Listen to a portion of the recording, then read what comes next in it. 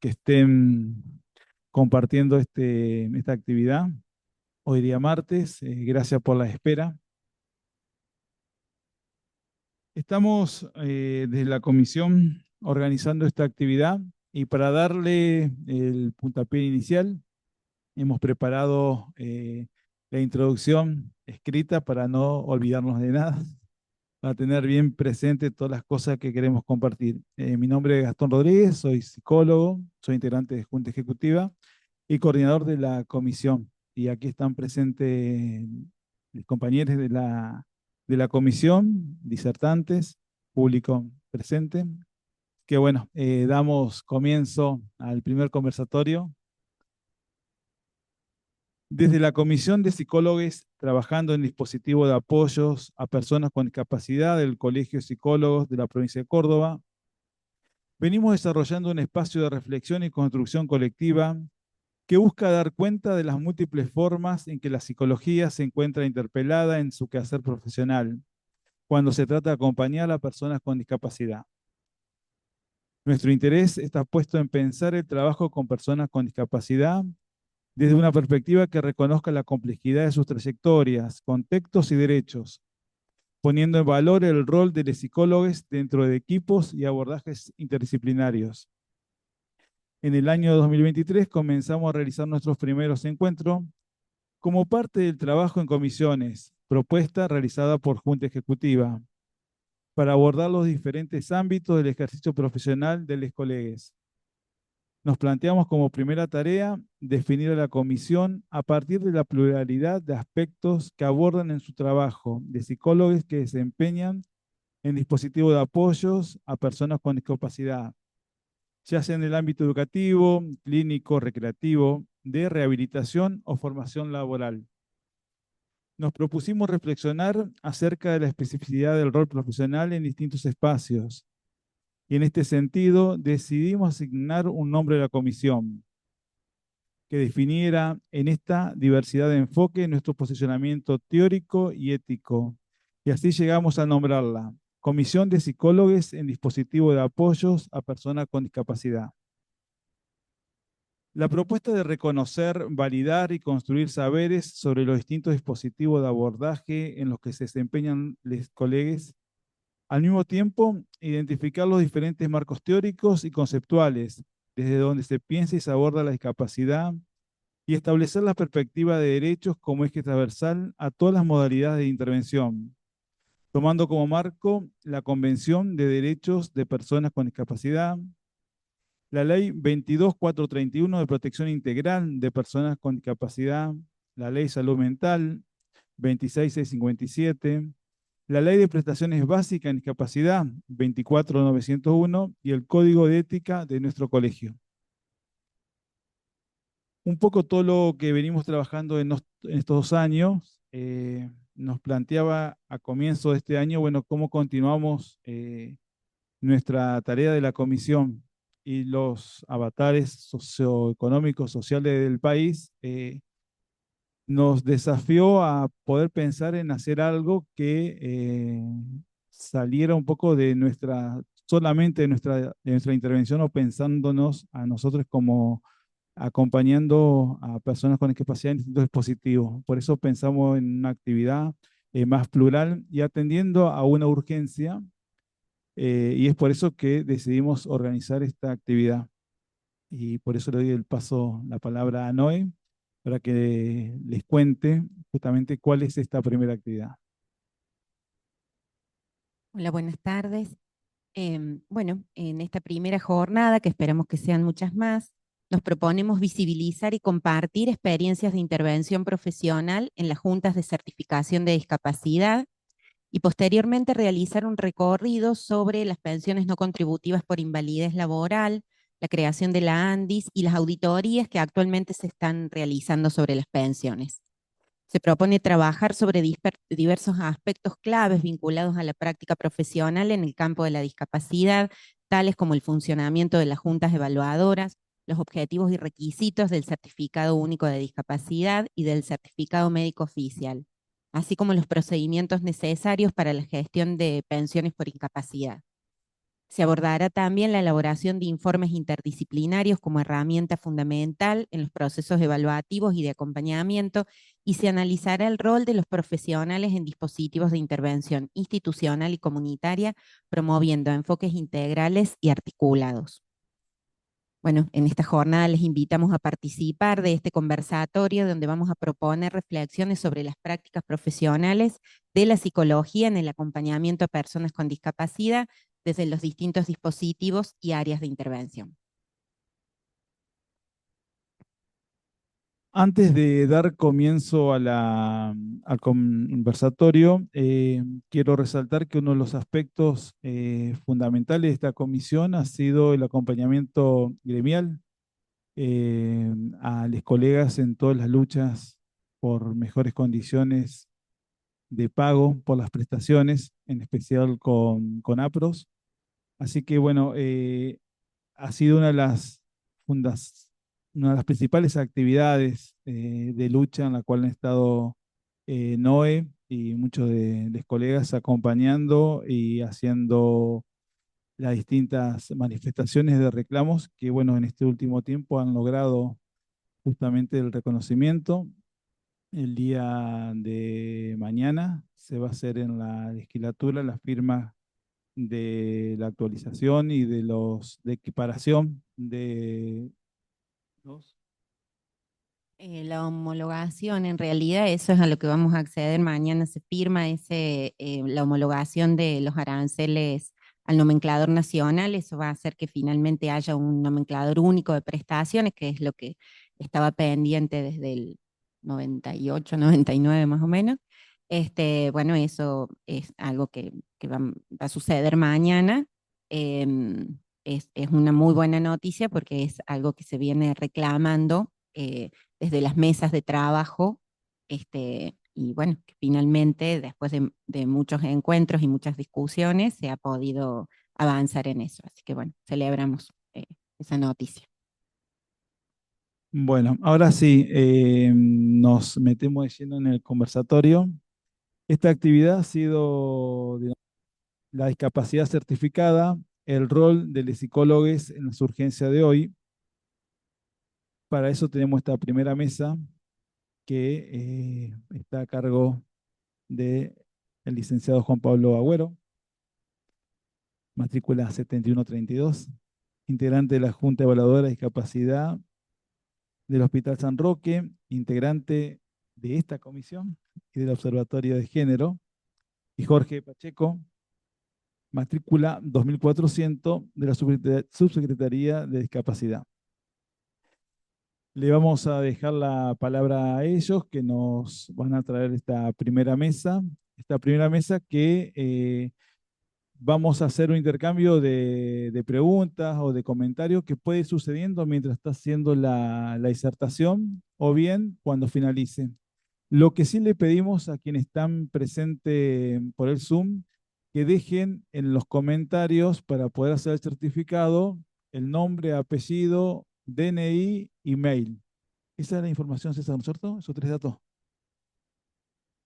Bueno, perfecto. Nombre, apellido y DNI. Así que bueno, muchas gracias a quienes están presentes, a la subsecretaría por permitir y acompañar esta actividad. Así que bueno, la palabra para ustedes y gracias.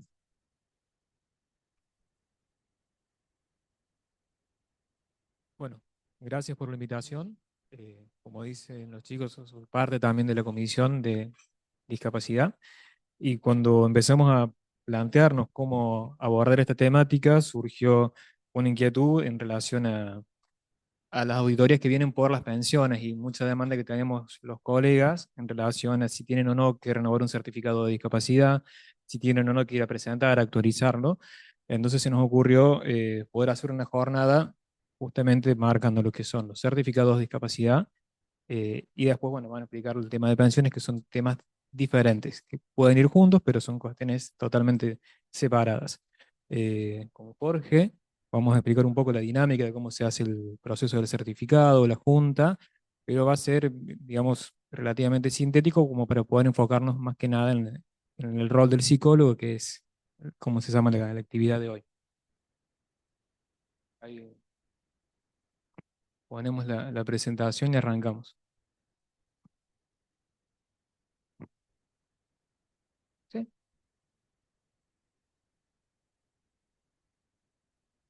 Bueno, un momentito y ya activamos.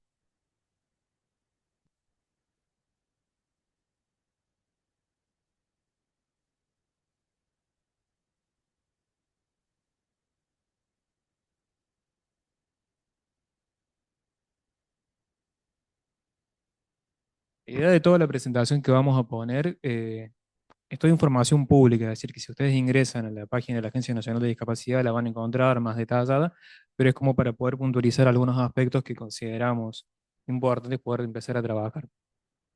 Eh, en una primera instancia, bueno, plantear que se considera discapacidad mejor dicho, discapacitada a toda persona que presente alguna alteración funcional permanente o prolongada que en relación a la edad o medio social en el cual vive implica una desventaja considerable para su participación plena y efectiva en la sociedad en igualdad de condiciones que el resto de las personas, ¿sí?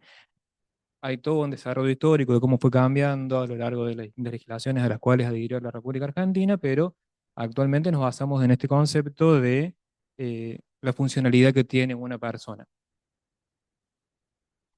Y bueno, algo importante a tener en cuenta en relación al certificado único de discapacidad es que parte de una política pública, que es un documento público, que es un derecho que tienen las personas de poder certificar si presentan alguna discapacidad, y es un instrumento para la inclusión y equiparación de oportunidades. Algo que después se va a plantear es el hecho de que es un trámite que es voluntario, es decir, que cualquier persona puede o no, teniendo alguna discapacidad, elegir certificar o solicitar la evaluación de la certificación o no. Asimismo, como la renovación. Importante este último, plantearla que sea voluntario porque una consulta que hemos tenido muchas veces es, si está por vencer el certificado, tengo que renovarlo. Y lo mejor, primero, es que esa persona no desea renovarlo, hay que tener en cuenta el interés y deseo del usuario. Y segundo, si hay una necesidad de hacerlo, ¿no? El vencimiento de un certificado no implica necesariamente la renovación del mismo. En relación al proceso lo que vamos a trabajar un poco hoy, es, bueno, yo les decía que tiene que ver con la funcionalidad de una persona. ¿Por qué? El certificado de discapacidad no se va a otorgar por el diagnóstico que tenga una persona. Digamos, la condición de salud es la puerta de ingreso para todo el proceso de certificación o de evaluación. Lo que necesitamos es, cuando hay una condición de salud, que esa persona, al momento de solicitar un turno, pueda presentar un informe detallado en función de el diagnóstico que presenta, el estado actual que tiene, el funcionamiento en su vida cotidiana, cómo se afecta, las secuelas, la evolución que presenta, para que en función de las normativas actuales se pueda determinar si ingresa o no. Para poder determinar esto, no es una cuestión de criterio azaroso, sino que hay un consenso. Actualmente, la Junta se va a basar en el diagnóstico para codificar, el CIE-10, y al momento de calificar y determinar si ingresa o no, según las distintas normativas, se utiliza la CIF, que es un manual internacional de perfil de funcionamiento que justamente se encarga de evaluar el funcionamiento que tiene un individuo en el desempeño diario de su vida cotidiana acorde al cuadro que presente, ¿no? Es lo que se va a estar valorando. Las normativas por las cuales actualmente nosotros nos regimos, como les decía, están todas publicadas en la página de Andis, se determina en tal la discapacidad auditiva, visual, visceral, motora, mental e intelectual. Los requisitos, que eso es algo que nos interesa que se pueda llegar a tener en claro, tiene que ver con esto que decía recién, el diagnóstico como puerta de ingreso. Porque muchas veces llega la consulta de una persona con un diagnóstico similar, tiene el certificado y a otro no. Que tenga la existencia de alguna patología, alguna condición de salud, algún cuadro, no significa que tenga el certificado, que tenga que ser certificada.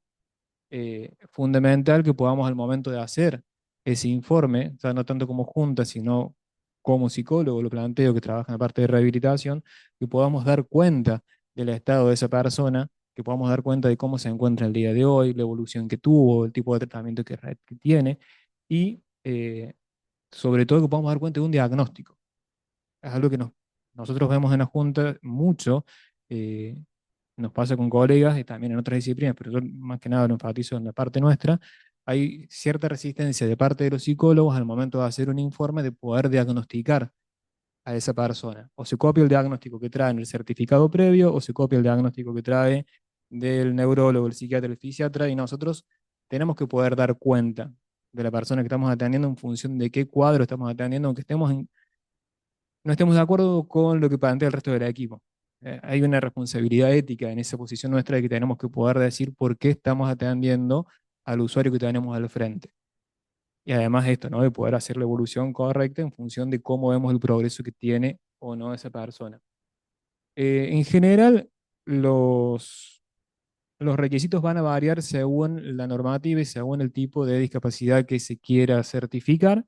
Es decir, depende si hablamos de una cuestión física, cardiológica, respiratoria y demás. Hay algunos estudios específicos que se piden, pero, como le decía, va a ser una cuestión introductoria general para acordar algunos criterios. Lo que se pide sí o sí, que tenemos que tener, es el diagnóstico, la evolución del estado actual, tiene que ser un informe actualizado.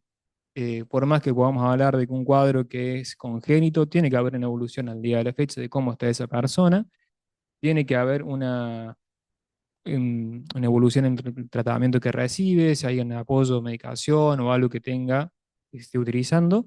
Y después, bueno, los informes que se piden a estudios particulares, se le dice a la persona en función de la discapacidad que vaya a tener. No vamos a entrar en detalle porque no es como el objetivo de hoy cada una de esas normativas, pero sino poder puntualizar en esto. La Junta está constituida por 3 profesionales de 3 áreas distintas. Generalmente es un médico, un psicólogo y un trabajador social. La idea es que pueda haber, al momento de entrevistar y valorar a esa persona, el criterio interdisciplinario es que cada uno desde su área va a poder hacer una lectura distinta a la misma información que nos está brindando ese usuario. No es simplemente una validación del informe que nos traen de los profesionales tratantes, sino que nosotros tenemos que hacer, como dice el nombre, una evaluación. Constatar lo que nos dice el informe de la gente que ha hecho un seguimiento de esa persona, entrevistar, ver si coincide lo que nos están planteando en los informes con lo que la persona nos puede decir de sí mismo, poder entrevistar algunas cosas que hay que puntualizar, y algunas veces nos ha tocado tener que dejar pendiente algún informe, una junta, porque necesitamos ampliar algún informe, hay un diagnóstico del cual no es completamente claro. Eh, lo que hacemos nosotros no es simplemente constatar lo que nos ponen, sino que tenemos que, en función de las normativas, ver si corresponde o no la certificación. No sé si en relación a lo que venimos hablando alguien tiene alguna duda.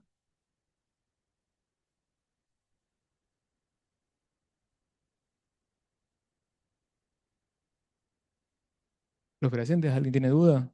No. Les comento, en parte, mucho de lo que surgió a armar esto fue por charlas a lo largo del verano con los colegas, donde surgía esta inquietud de cómo se debe hacer un informe, qué tenemos que poner, por qué se pide tanto, por qué son tan exigentes cuando se va a dar un certificado y no alcanza solo un diagnóstico. Bueno, los fundamentos básicamente son estos: tenemos que dar cuenta del estado actual del usuario que tenemos, no solo por una responsabilidad ética en cuanto a profesionales, sino una responsabilidad de la persona que tenemos al frente. El- los resultados de una junta básicamente son 3: es la emisión de un certificado, que quede pendiente, como les decía, cuando hay algún caso que no sea claro, se requiere ampliar información, eh, o la denegatoria. La denegatoria es en el caso de que, al presentar toda la documentación, se hace la entrevista, la valoración, la evaluación. Si el equipo considera de que no cumple con los requisitos para la discapacidad que se está evaluando en ese momento, se hace una constancia donde se deja sentado en función de qué parámetros, de qué normativa, se considere que por el momento ese usuario no puede ingresar como una persona con discapacidad. Bueno, ahora le doy el paso acá a mi compañero. Bueno, muchas gracias. Juan Pablo recién hablaba de los casos de denegatoria y alrededor de 4 de cada 100 personas les son denegados los certificados porque no tienen encuadramiento en las normativas como él las presentaba. Voy a tratar de abrir el otro documento. ¿Cómo?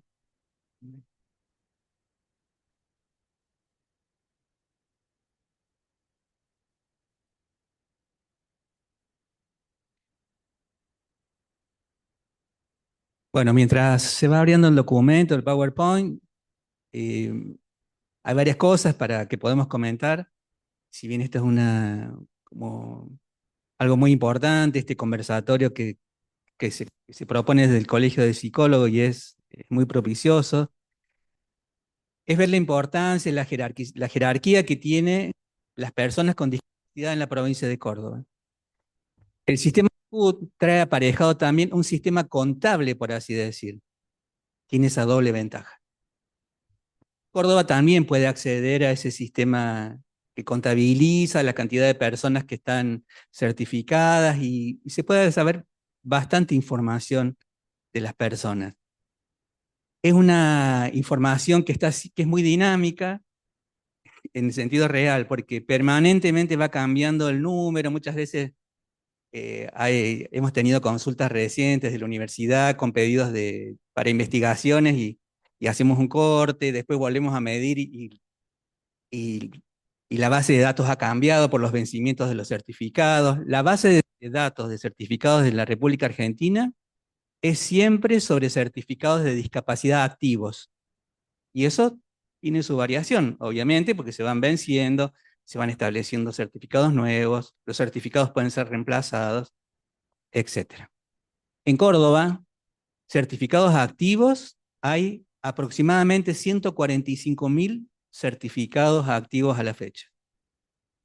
Y algo que es de alguna manera impresionante es el impacto de niños y jóvenes, o sea, de las infancias, cómo está impactado ese número.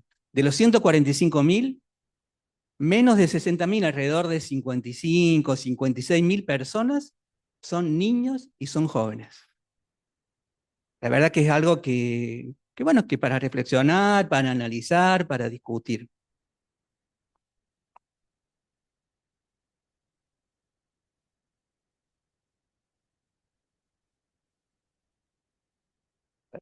Estoy apretando más.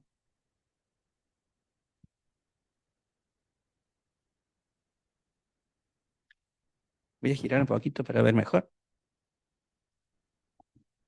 Esta definición es una definición que es muy clásica, que es de la Convención de Derechos de las Personas con Discapacidad y es acerca de una definición de discapacidad. La queremos remarcar porque es muy importante la toma de posición respecto a la definición de lo que es discapacidad. La definición de que una persona pueda o no tener discapacidad depende, aunque no lo explicitemos, de una definición que estamos operando.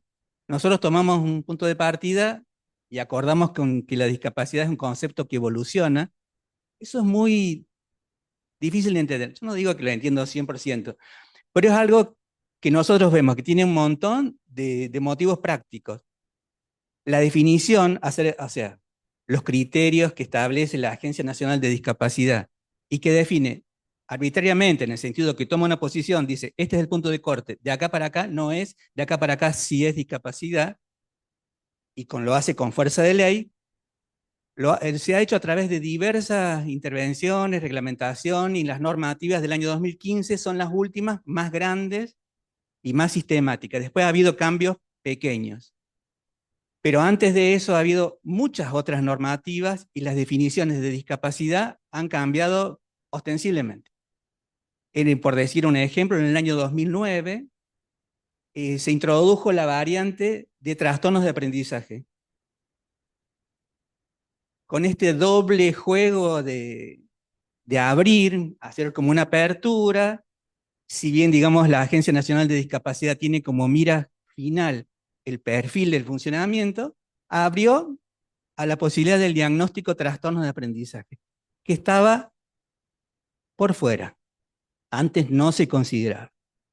Si bien con aclaraciones que deben ser casos graves, muy graves o graves, de lo contrario no.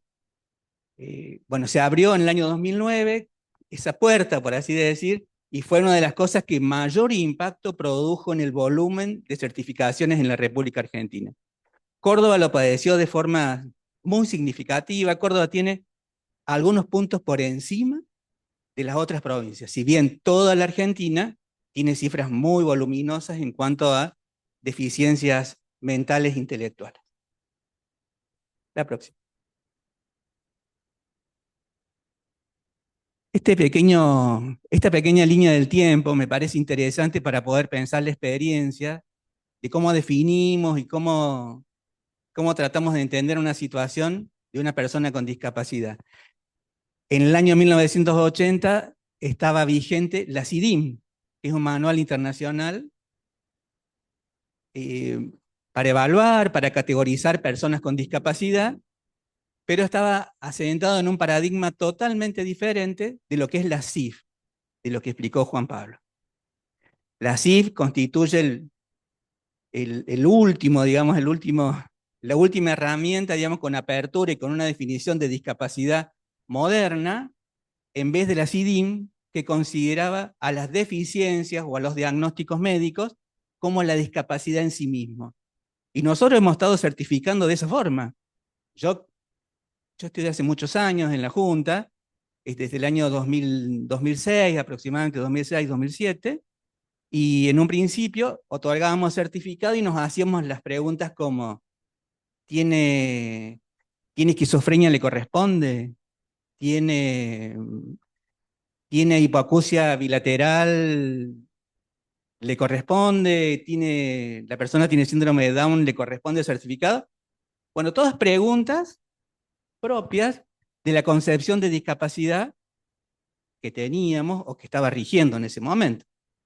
Por eso hubo un salto muy, muy importante, a pesar de que son relativamente pocos años, entre el año 80 y en el año 2001, la CIF del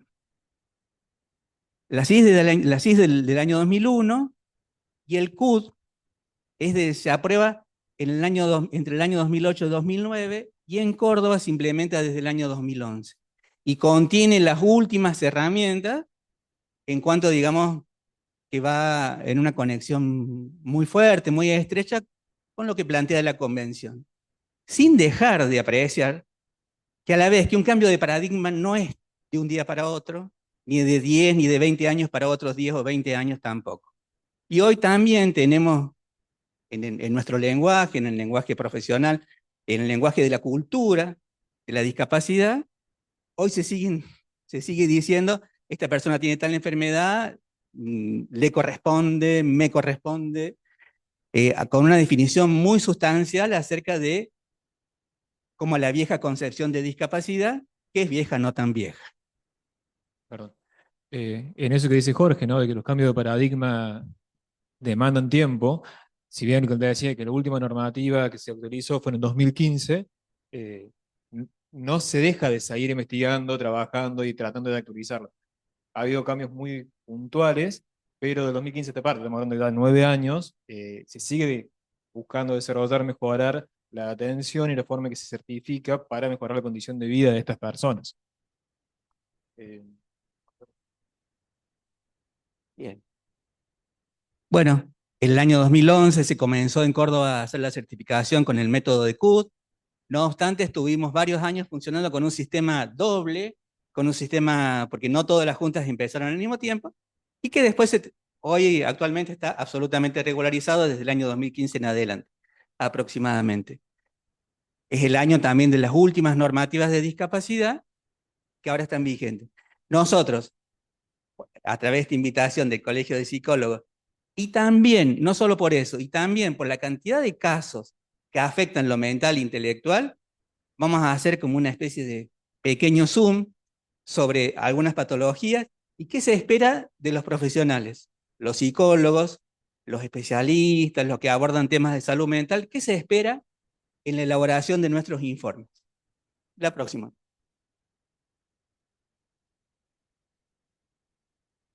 Como bueno, Juan Pablo ya lo dijo, la condición de salud, el diagnóstico es importante, es una puerta de entrada, pero no es determinante.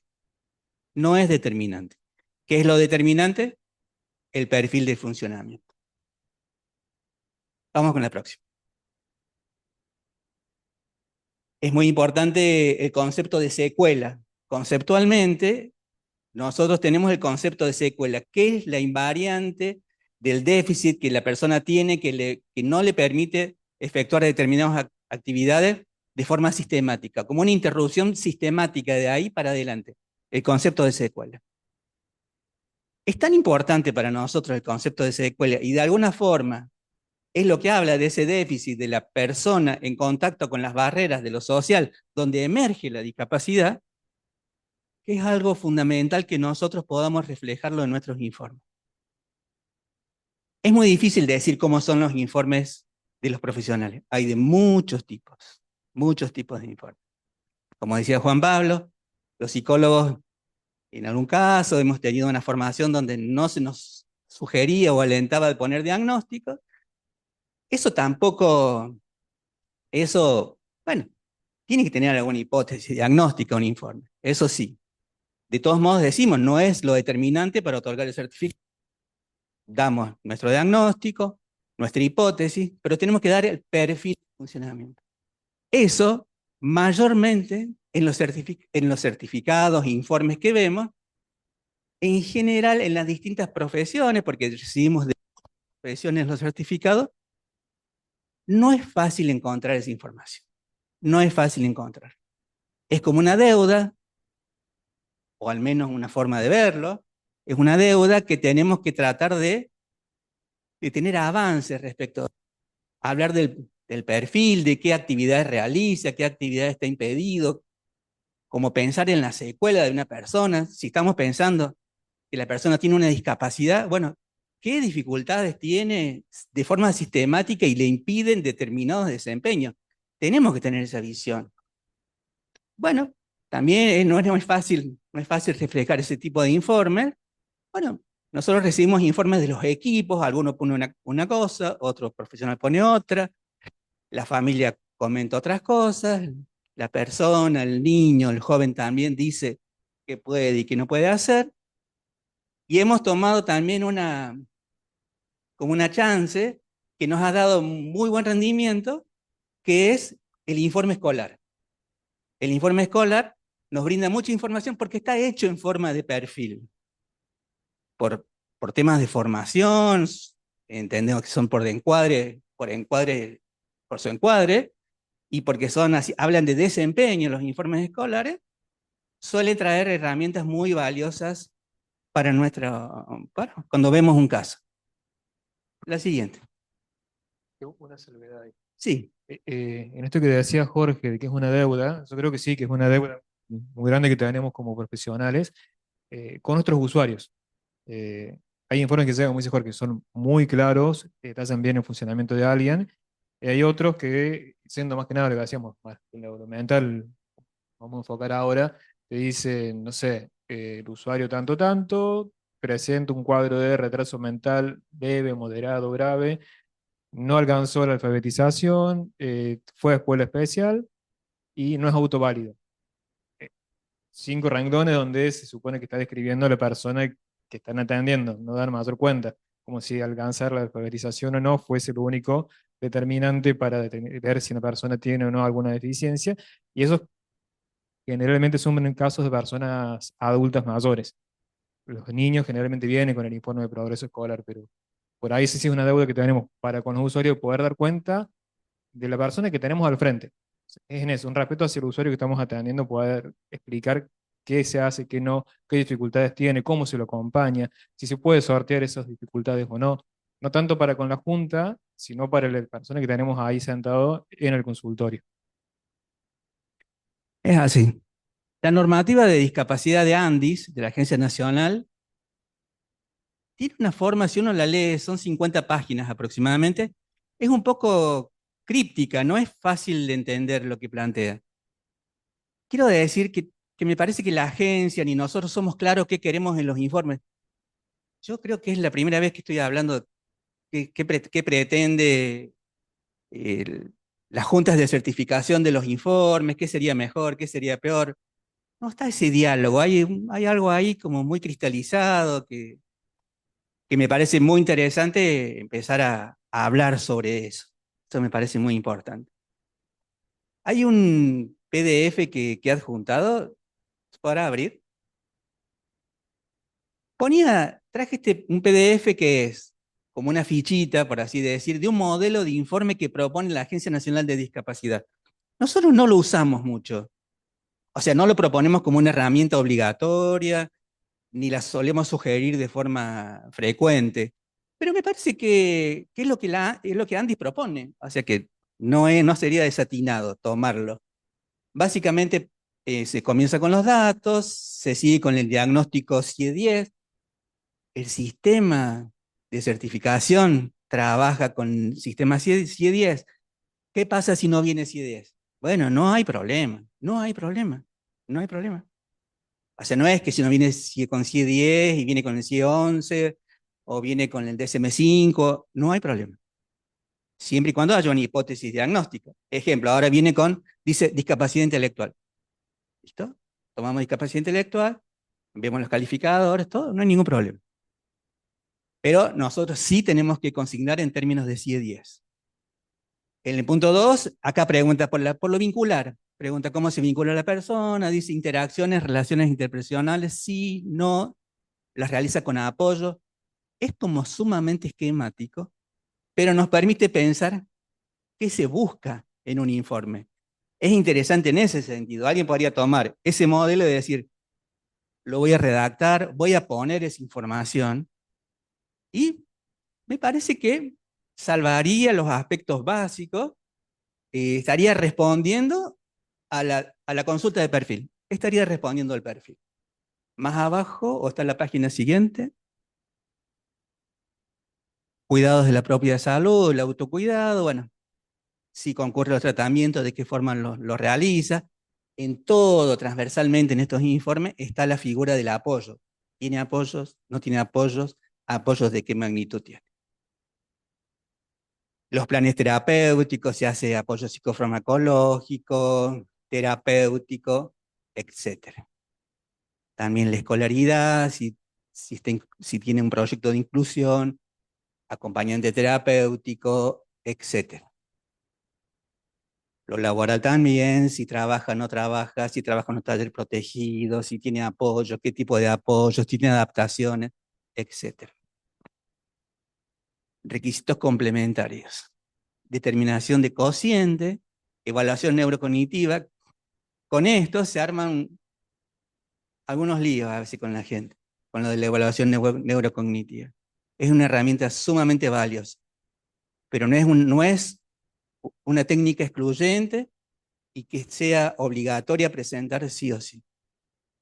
Muchas veces, muchas familias les cuesta mucho llegar a la certificación porque es un proceso administrativamente con algunas barreras, tenemos que reconocerlo, y tomar, digamos, cierto tipo de informes como obligatorios, hoy constituyen barreras para las personas y demoran más las gestiones, y la gente demora más en adquirir en tener sus derechos como que le corresponden.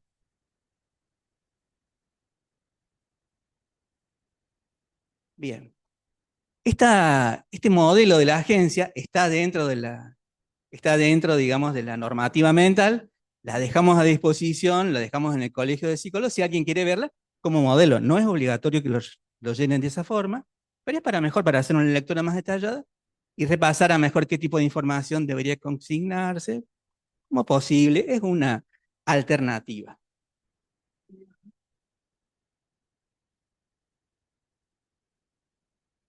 Creo que en los mensajes había alguien que preguntaba si esta información, estos Power, iba a quedar a disposición de quienes están participando.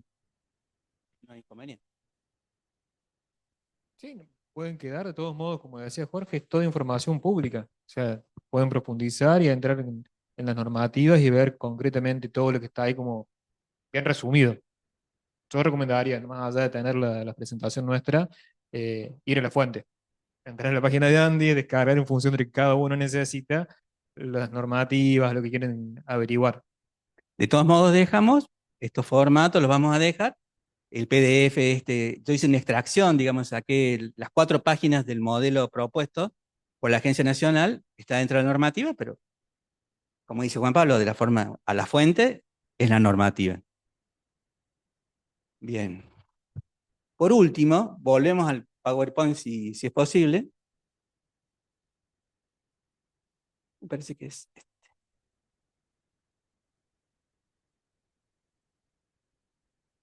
Vamos para ir cerrando y abrir algunas preguntas. Bueno, de esto ya hemos hablado, la próxima.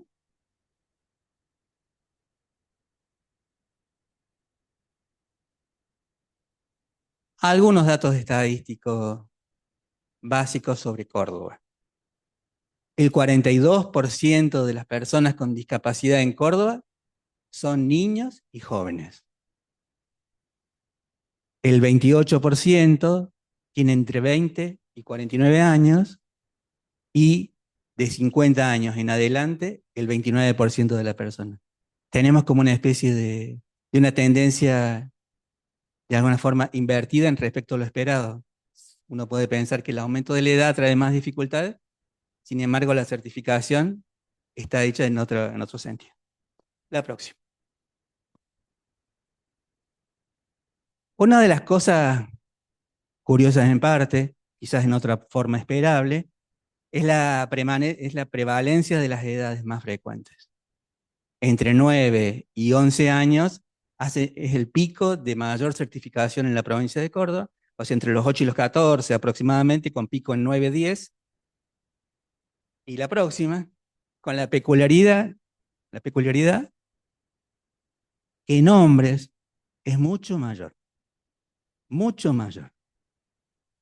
Y si se analiza, la próxima, y si se analiza la tipología mental por género, aumenta más aún en hombres, en lo mental. Y acá son los tipos de deficiencia característicos. Hay variaciones, hay una pequeña variación. Este cuadro es del año 2020 aproximadamente.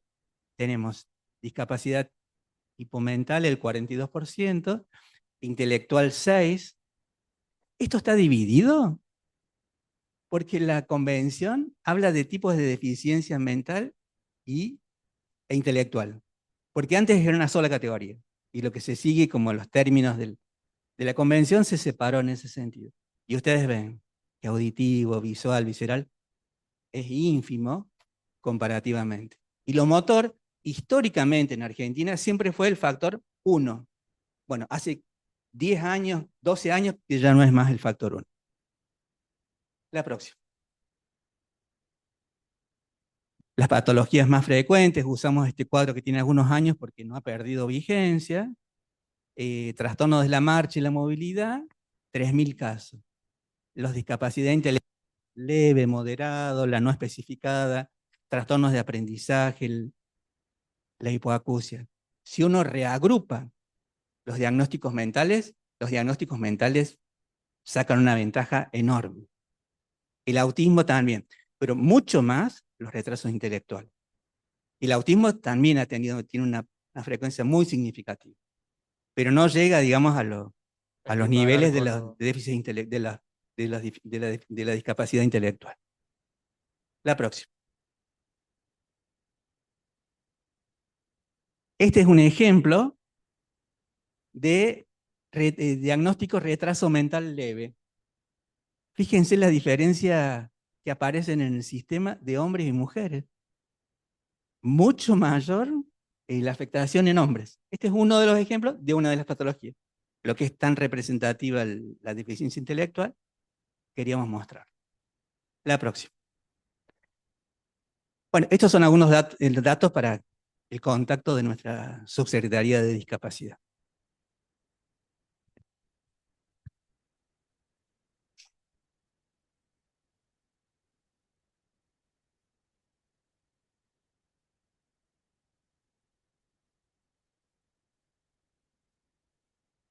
¿Alguna pregunta? ¿Un comentario?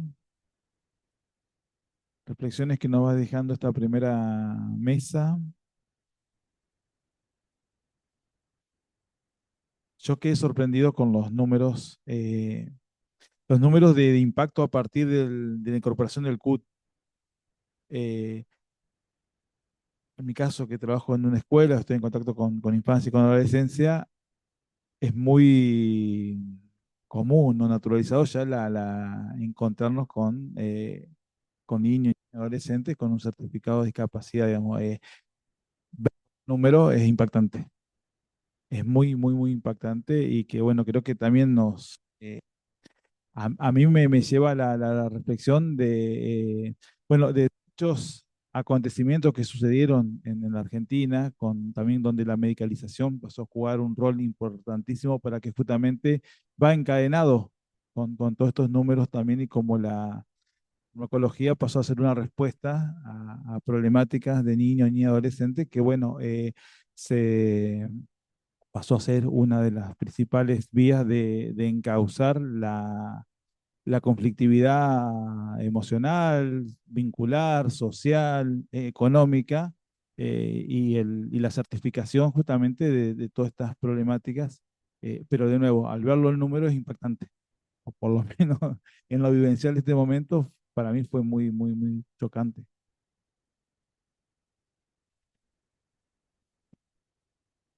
Bueno, yo quería agregar a lo que mencionabas de que vos trabajás en el ámbito educativo y que últimamente se ve mucho la certificación. Y pensaba de que la certificación no es voluntaria, pero en algún punto es una herramienta y es un instrumento que permite acercar derechos, prestaciones y servicios. Entonces muchas veces caemos en esto de certificar la discapacidad sin el deseo de de la persona, pero por un objetivo más de poder acceder a un servicio, a una prestación. Que eso es algo que se ve mucho y también pensaba en esto de la línea del tiempo, de que la primera certificación de la discapacidad se da en el año 81 con el sistema de rehabilitación previtacional y demás. Y desde el 81 hasta el 2009 más o menos que se aprueba el CUT, pensaba en qué pasó con la discapacidad en todo ese tiempo, ¿no? Cómo se cubrían las necesidades de las personas con discapacidad, a dónde se hacían atender y demás. El CUT viene a ser una herramienta, una política pública muy positiva que busca justamente garantizar derechos a la población que en este momento lo necesita.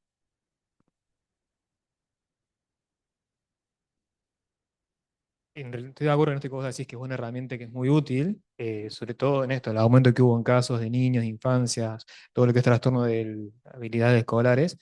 eh, digamos, sigue siendo voluntario. El tema es que es muy complejo, como decís vos, determinar hasta dónde es voluntario. Si te dicen que la única forma de que tu hijo, tu sobrino o vos vas a tener una cobertura y tener garantizados tus derechos con la certificación de una discapacidad, ¿hasta qué punto termina siendo voluntario eso? La realidad es que yo sumo eso que planteaba Jorge de la deuda, no solo en relación al momento de hacer un informe, sino también como profesionales que trabajan en la parte de discapacidad y en rehabilitación, eh, poder estar al tanto de las normativas actuales, no solo lo que es un certificado de discapacidad, sino las distintas formas por las cuales se puede llegar a una cobertura, brindar esas opciones al usuario para que decida si quiere certificar o no, si tiene cobertura a través de alguna ley en relación a la parte de educación, a tratamientos, hay un montón de leyes que sirven para cubrir tratamientos crónicos, prolongados, enfermedades raras, son más engorrosos administrativamente, seguro, por ahí con un certificado de discapacidad, la obra social no te hace renegar, te lo cubre todo más rápido, pero no es la única alternativa. Entonces también nosotros nos debemos informar y asesorar para poder asesorar a los usuarios que tenemos al frente, para que realmente sea voluntario poder certificarse o no. Hay algo que, sobre este punto, que es un punto que realmente invita a pensar y a reflexionar, acerca de, bueno, puede funcionar como un recurso, que la persona se garantiza un apoyo más sistemático, pero ¿qué pasa con una persona que obtiene un certificado de discapacidad? ¿Qué se piensa de esa persona o qué piensa la persona de sí misma? Bueno, evidentemente estamos acá en un fenómeno de qué impacto tienen los diagnósticos en las personas, en las subjetividades, que sabemos que no son inocuos de ningún modo. Y las familias mismas también atravesan procesos muy dolorosos que muchas veces son inevitables, pero otras veces quizás podrían evitarse. Hay situaciones que están al límite o están al límite fuera, y quizás no sería indispensable recurrir a esa herramienta.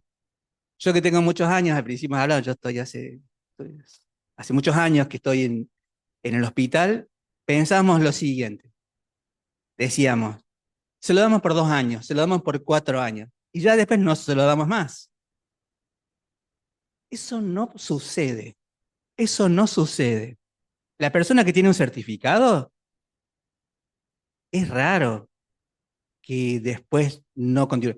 Es cierto, hay casos donde no, pero estamos hablando, las cifras de recién, ¿no? No estamos hablando más de 50.000 casos de niños y jóvenes. La persona que tiene un certificado, es difícil que haya una vuelta atrás en la lectura de ese caso o de ese sujeto, de esa persona. Lo cual a nosotros como psicólogos nos debe centrar nuestra atención y reflexionar con los equipos acerca del impacto que esto provoca en las personas.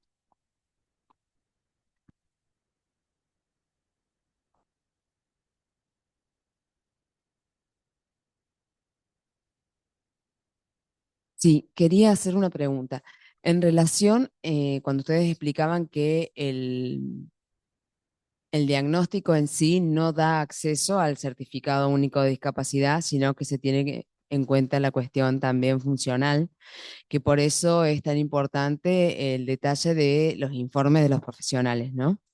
Entonces, me quedé pensando en eso, em, porque digo, a veces cuando tenemos un diagnóstico, digamos, ya entendemos que eso de por sí, de alguna manera, es lo que, bueno, le da a la persona la posibilidad de acceder al certificado único de discapacidad. Y bueno, y dentro del ámbito de salud, que yo trabajo en el ámbito privado, sí, es verdad que muchas veces el certificado único de discapacidad se lo ve como la posibilidad de poder sostener en el tiempo los diferentes tratamientos, terapias o lo que necesite la persona, ¿no? Pero bueno, esto yo no lo sabía de que se tenía en cuenta también la parte, no en sí el diagnóstico, yo pensaba solamente en una cuestión diagnóstica, sino que también la cuestión que se evalúa la cuestión funcional, eso. Sí, tenemos una deuda, creo que, de comunicación con los profesionales y no solamente con los del ámbito de salud mental, sino también con distintos ámbitos de la salud. Sí, yo en relación a esto me parece que esto justamente cuando pensamos en el conversatorio y en la especificidad, ¿no es cierto?, en el trabajo de los colegas, que somos muchos quienes trabajamos en dispositivos de apoyo a personas con discapacidad, creo que esto es un aporte muy importante que podemos hacer en lo que tiene que ver con poder dar cuenta del impacto que ese diagnóstico tiene en la subjetividad, ¿no?, de esa persona y de su entorno también, que es lo que en realidad determina la discapacidad, ¿no? Me parece que ese sería el punto, poder, pensamos, digamos, como en esto, de poder aportar desde la comisión elementos que enriquezcan la tarea de los colegas en estos espacios, es vital esta cuestión, ¿no?, de poder dar cuenta de ese impacto que tiene el diagnóstico en la subjetividad de esa persona. Y bueno, y retomando esta cuestión de la discapacidad, y no solamente el diagnóstico, sino también pensar en el impacto que la discapacidad genera en esa subjetividad, ¿no? Todos los avatares que vienen después de la certificación, eso para nosotros es una tarea elemental de los colegas en los dispositivos de apoyo. Hay una pregunta acá que hace alguien, una participante del Zoom que dice, buenas tardes, consulto por qué en el equipo no hay terapistas ocupacionales. Interpreto que será en los equipos de las juntas.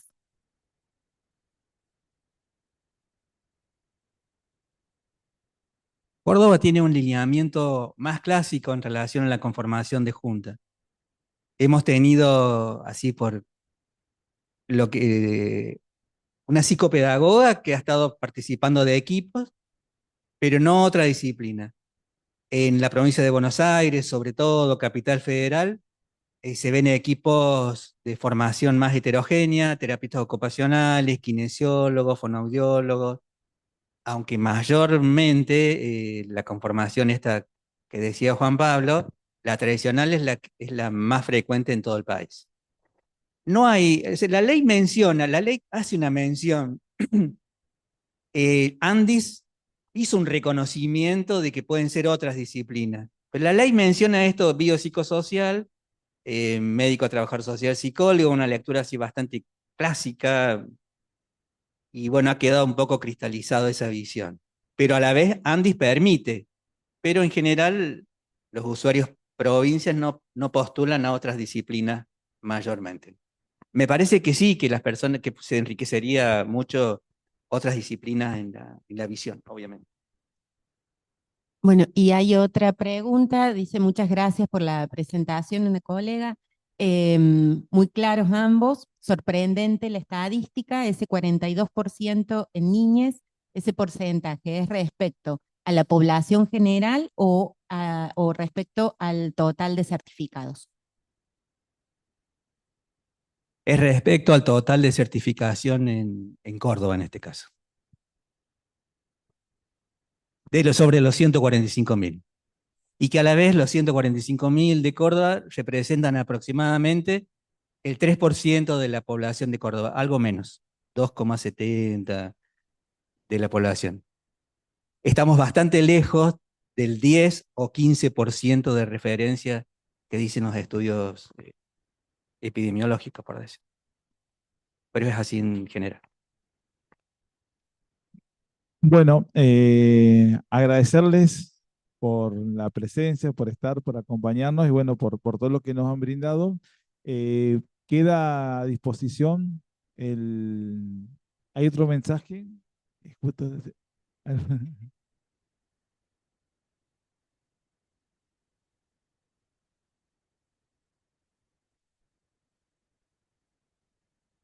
¿Qué reflexión les merece la estadística que presentaron respecto a lo etario, variable sexo, género y al país?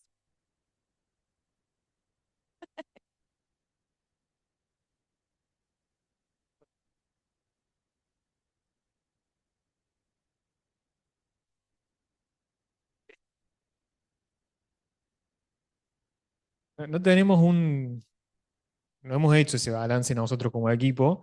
Me parece que un poco lo que habíamos hablado con la comisión iba a ser introductorio y ver qué surgía, no solo como comisión para hacer otras conversatorias, otras charlas, también nosotros como equipo replantearnos algunas cosas.